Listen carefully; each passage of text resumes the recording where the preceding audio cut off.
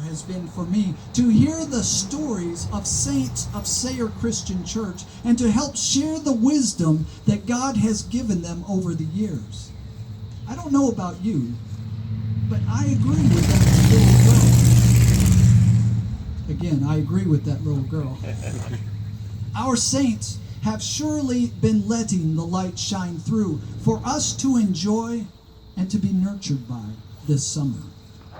Now, the image of the light shining through stained glass windows, and we've got some gorgeous ones here, but we can't see them as well from outside. But it reminds me of our visit to see Shannon's mother last month in North Carolina, and our visit to the Duke University Chapel. See, I couldn't believe how many windows and how many Bible stories were shared in that one chapel. I basically just went along to be the driver. But when I walked along and listened to the tour guide, I couldn't help but feel grateful for the gift that had been given to the Duke University campus. But even more, for the beauty of the artistry.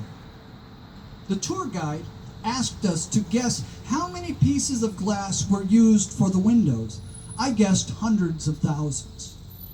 I don't remember the exact number, but it was in the millions. I was stunned.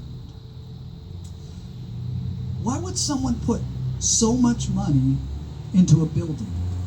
Why would artists invest so much time and talent to create such a work of art? Why would God be in favor of such a landmark, a monument to the glory of God? To create joy. God clearly intends to fill our lives and our world with joy beyond comprehension. Just listen again to Psalm 19.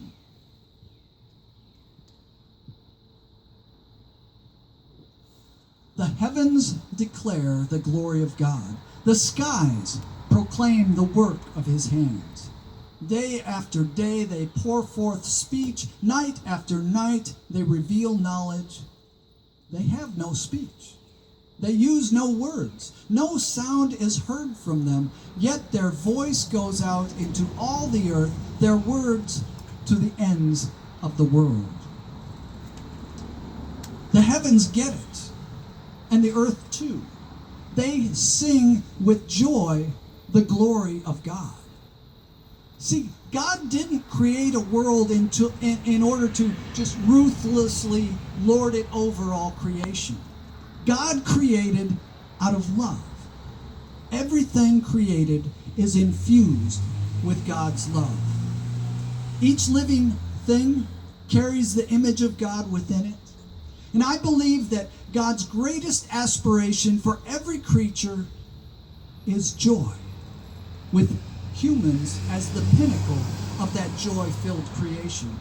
We are not God's slaves or even subjects, as a king would look down upon his people.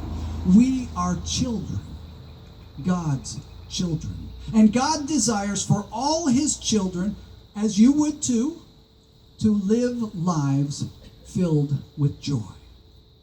Keep this in mind when you read the Bible, God's scripture, because many people foolishly consider scripture, for instance, the Ten Commandments, to be barriers, limits to our freedom and enjoyment. But God intends them to be a roadmap toward a joy-filled life of prosperity and freedom for all people. Of course, the key word there is all people, not just a few who grab more than their share. Our psalm reminds us.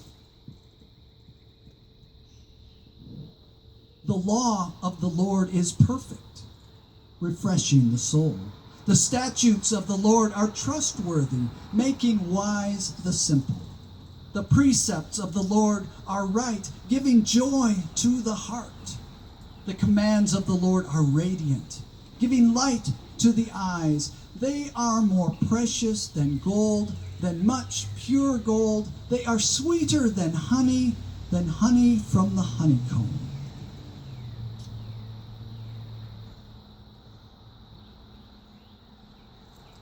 Psalm 19 is a favorite of June Glow's, the favorite of June Glow's, a long-time church member at Sayre Christian Church. When I visited her last week, she not only mentioned it, but then she quoted it to me verse by verse.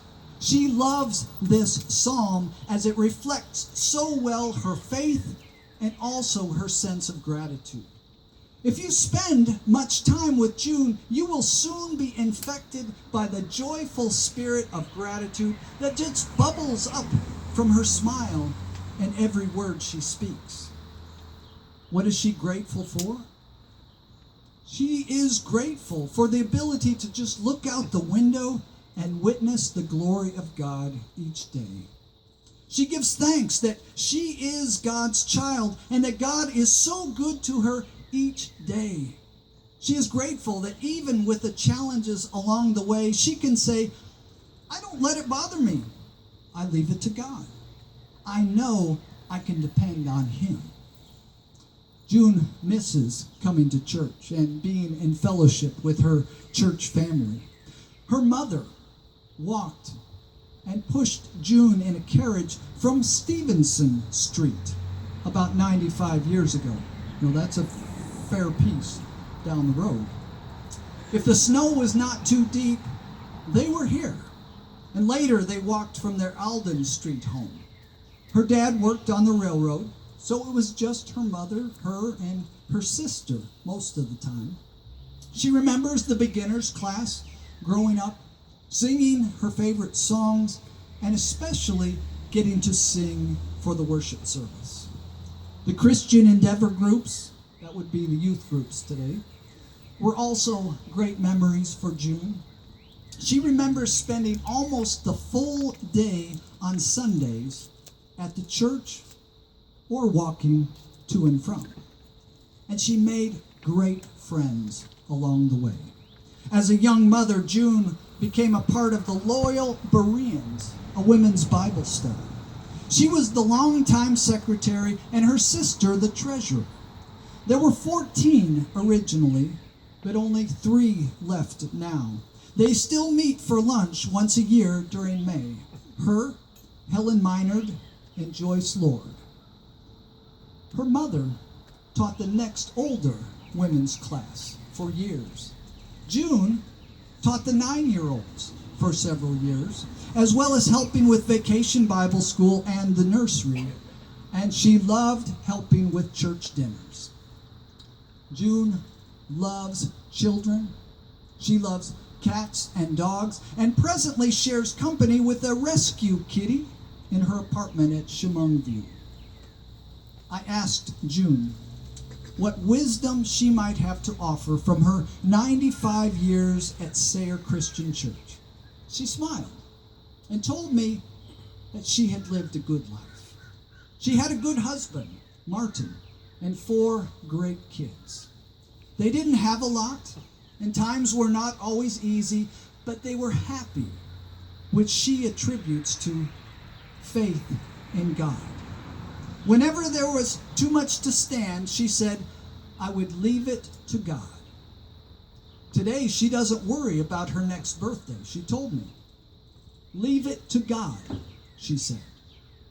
And she was reminded of her favorite hymn, Until Then, which is really all about leaving it to God, right up until the day God calls me home. Having faith is the main thing, she says. Continuing, when I remember this, it leaves a joyful feeling inside. No worries. I just pray. And pray she does. June told me she reads her daily devotional every day until now it's worn out. She prays every day for her church, for her pastor, thank you, and for the elders who bring her communion each month. She quoted to me Romans 8:28 and said, keep fighting the good fight. Then she smiled and added, it's just a joy to be a Christian. I'm going to leave you with her quote from Romans that puts June's joy and gratitude into perspective. And then we'll close by singing her favorite hymn, Until Then. And Paula, if you can start coming up here, she's going to help lead it. Paul wrote to the Romans. Let me quote. June knew it by heart. And we know that in all things God works for the good of those who love him, who have been called according to his purpose. That is good reason to be joyful, don't you think? Amen. Can I share a fond memory of June? Stand up.